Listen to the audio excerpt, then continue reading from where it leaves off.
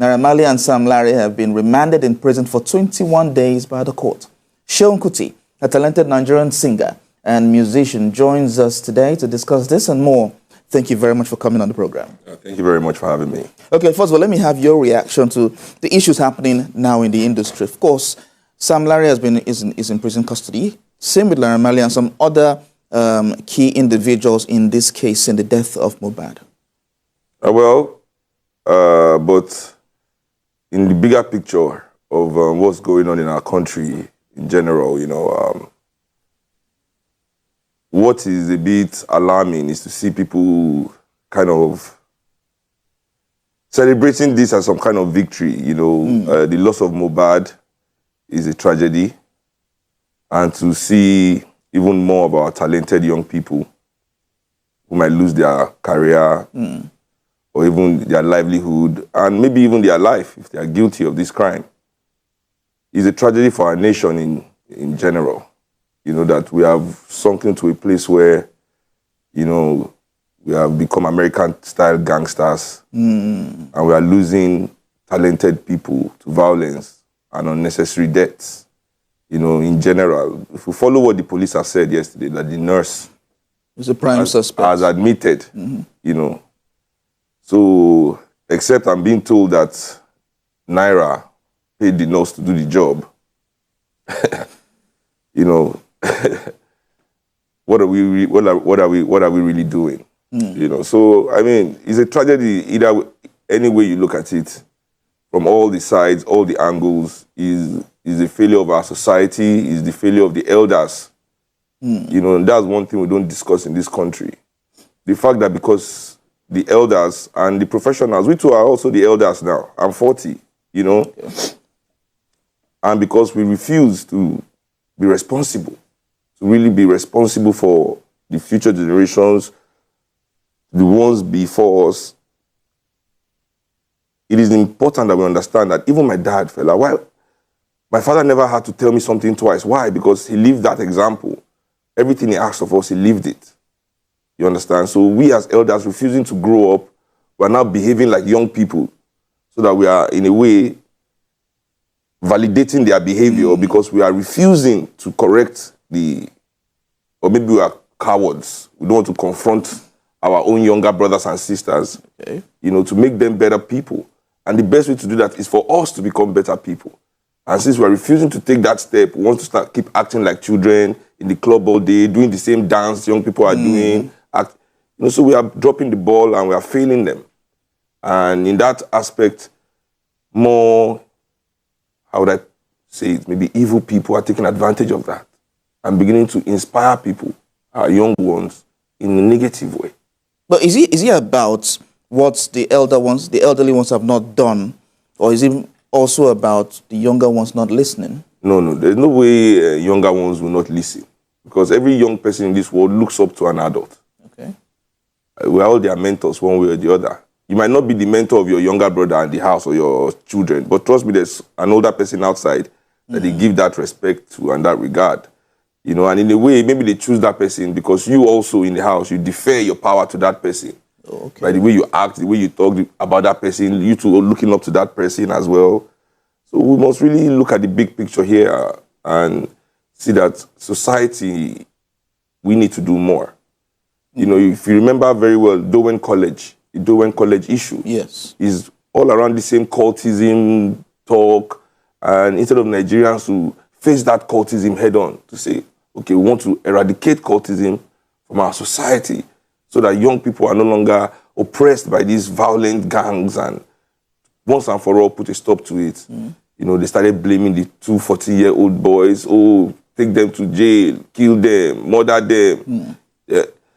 When we start, really, really becoming that punitive to our youths, to the young people of our society, instead of us to change society, then there's something, we don't want to accept that society is failing. Many of us want to keep our society this way because they've told us in church or in the mosque that we are special too. And very soon our blessing is coming. Which simply means it's your turn to play the game. So maybe we don't want society to change, but society must change, or else things like this, and even worse, will continue to happen. So the death of Mohbad have thrown up a lot of issues in the industry so far. First is the fact that a lot of these youngsters get a contract because they are hungry. They just sign away their life without even reading the dotted lines. Yeah, everybody, well, it's not only a Nigerian thing, you know, people being taken advantage of in the music industry. You know, that has always been. But you know, why is it so? Because record companies are greedy. If you think it's only Malian Records that does it, then please, you don't understand what's going on in this world. No, we're not saying it's only Malian Records. Universal, as big as they are, Sony Music. If you know Michael Jackson's story with them, you know, my father's fight with all his record labels. My last record label, I mean, till now, I've not seen the account of Black Times record. We are fighting over that. This happens everywhere in the world. You know, no matter, even when you have the best lawyers, record companies want to trick you, they want to cheat you, they want to steal from you. Because that's what capitalists do. You know, they take advantage, they exploit, they extract. You know, yes, we need stronger laws in the Nigerian music industry. Definitely, we need stronger laws. I, personally, for one, do not see the reason why Nigerian record companies should copy American record companies and the way they behave. Just because they do it doesn't mean we should do it too, but that's how business is.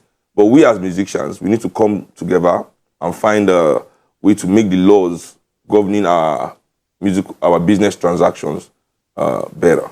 That's for sure. What kind of laws? I mean, from copyright laws, you know, to what's the word I'm looking for here? Yeah, copyright, all kinds of rights, from your copyright, mechanical right laws, and also the enforcement of those laws.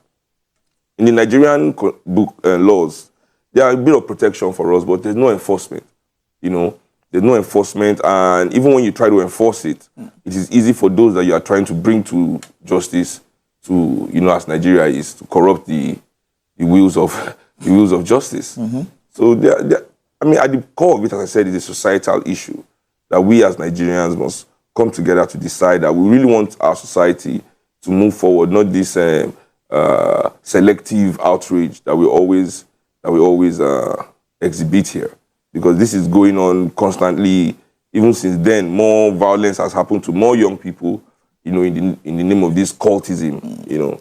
So these are the things that we need to look at holistically, you know, so that tragedies like this don't continue to occur. So as someone who has been in the industry for quite a long time, how has all of this affected the sector so far? Well, I hope it's going to make things better. I hope, but I know that it will not. You know, that it will happen, it will come and it will go. Like, so, I mean, that Green's death, you know, for example, at that moment, everybody thought, oh, it was going to bring about some change in the industry and things like that. But no, that didn't happen. You know, and I think the big question we should actually also raise, that Mohbad's death has raised, is the failing of the Nigerian healthcare system. You know, that we have nurses that go and give people injections in their house without proper diagnostics being run, without proper tests being run. You know, these corners that we cut and things that we allow to happen to us. You know, I think we remove ourselves from our humanity when we think these things are not important.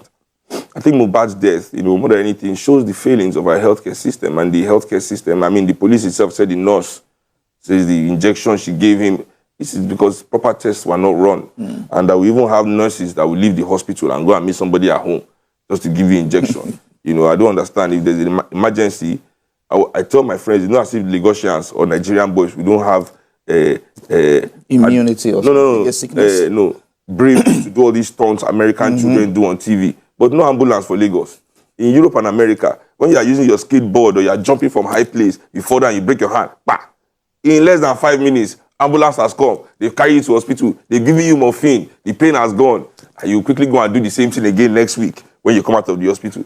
But in Nigeria, when you jump, and you are living in a situation where pets in Europe and America get better health care than us as human beings in Nigeria. I mean, and in Africa as a whole. So things like this are the things that this situation should raise. We shouldn't be really rejoicing, you know, that our society has failed more young people. Both the perpetrator of, you know, the alleged perpetrator of the crime, from the nurse to the Sam Larry.